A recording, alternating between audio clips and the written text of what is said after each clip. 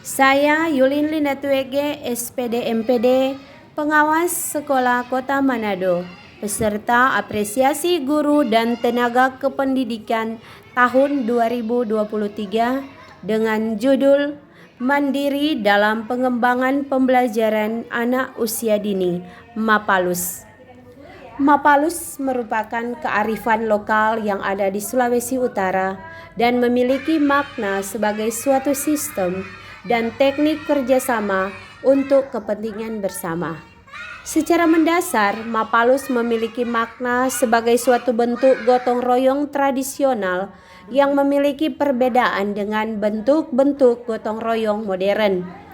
Mapalus saat ini sering juga digunakan sebagai asas dari suatu organisasi kemasyarakatan.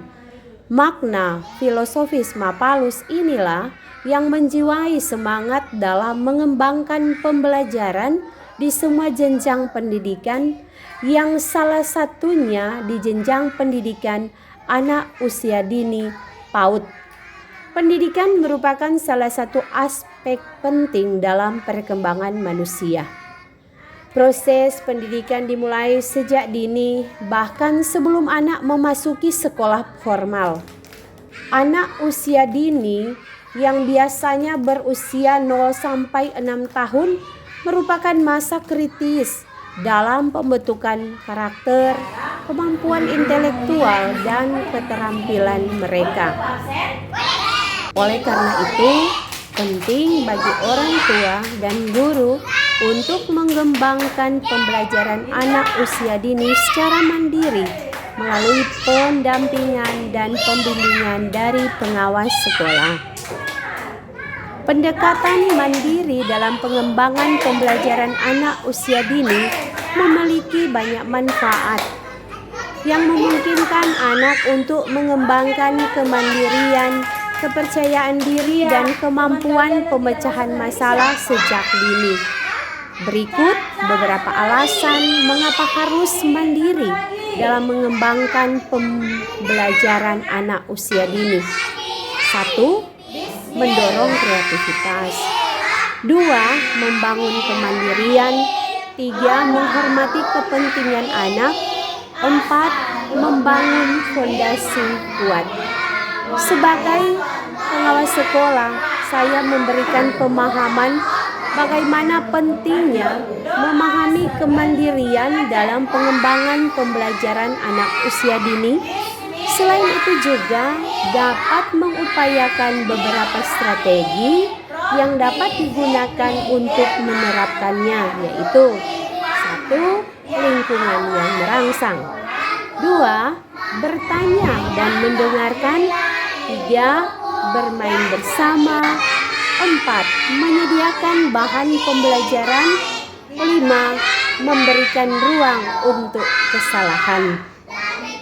Yang menjadi tantangan terbesar saya sebagai seorang pengawas dalam pengembangan pembelajaran ini adalah kurangnya partisipasi dari guru-guru dalam keterlibatan mereka mengembangkan pembelajaran secara mandiri.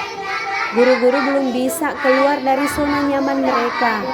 Oleh karena itu sangat diperlukan kesadaran diri dari guru-guru untuk terlibat secara proaktif. Pendekatan secara coaching terus diupayakan sehingga paradigma guru-guru terus terbuka dan menerima hal-hal baru untuk menunjang hal-hal ini. Hal-hal tersebut dapatlah terwujud melalui kolaborasi antara pengawas sekolah dan guru-guru sebagai penggerak pendidikan. Keberadaan pengawas sekolah memainkan peran yang sangat penting dalam mengembangkan pembelajaran anak usia dini. Pengawas sekolah bertanggung jawab untuk memastikan bahwa kurikulum yang disusun untuk anak usia dini dijalankan dengan baik. Mereka harus memantau implementasi kurikulum, termasuk pemilihan bahan ajar, metode pengajaran, dan evaluasi hasil belajar. Pengawas sekolah harus memberikan dukungan kepada kepala sekolah dan guru-guru dalam mengembangkan keterampilan dan kompetensi mereka untuk mengajar anak usia dini. Ini mungkin melibatkan pelatihan, pembimbingan, atau saran yang diperlukan untuk meningkatkan kualitas pembelajaran.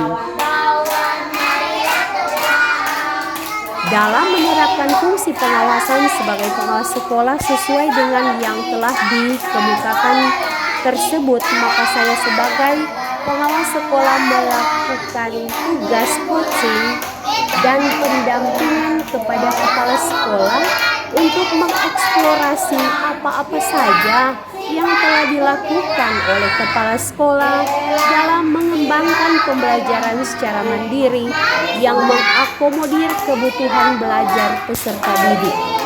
Dari hasil pembimbingan, maka kepala sekolah diberikan kesempatan untuk menentukan waktu dan kesempatan untuk mencapai sasaran dari hasil pendampingan pengembangan pembelajaran mandiri tersebut. Dalam memberikan pendampingan kepada kepala sekolah, pengawas sekolah membangun kemitraan tidak hanya dengan warga sekolah, tetapi juga dengan warga masyarakat sekitar sekolah dan para pemangku kepentingan. Dengan memantau perkembangan dari hasil coaching kepada kepala sekolah, pengembangan pembelajaran secara mandiri yang dilakukan oleh sekolah melalui pendampingan dan pembimbingan pengawas sekolah, kepala sekolah dibimbing juga bagaimana melakukan implementasi terhadap kurikulum merdeka dan pemanfaatan platform teknologi yang berkaitan dengan peningkatan kapasitas baik sebagai kepala sekolah maupun guru-guru. Perkembangan melalui hasil pembimbingan dan pengembangan pembelajaran di tahun pertama nampak dari hasil umpan balik secara berkala kepala sekolah melalui program satuan pendidikan, sehingga guru-guru sebagai penggerak pendidikan telah mengalami perkembangan dengan pesat. Selanjutnya mendorong pihak sekolah untuk memberdayakan komunitas belajar sebagai sarana bagi guru untuk bertukar wawasan dan kompetensi sesama pendidik. Dan hasil pendampingan tersebut, maka pengembangan pembelajaran secara mandiri dapat terlaksana dengan baik tanpa mengesampingkan nilai-nilai kearifan lokal daerah, khususnya di Sulawesi Utara yang menganut paham Mapalus atau gotong royong. Pengembangan pembelajaran dilakukan secara bergotong royong, diinisiasi oleh kepala pengawas dan dilakukan secara berkala dengan memonitor perkembangannya. Pengawas sekolah membangun komunikasi, koordinasi, dan kolaborasi dengan kepala sekolah.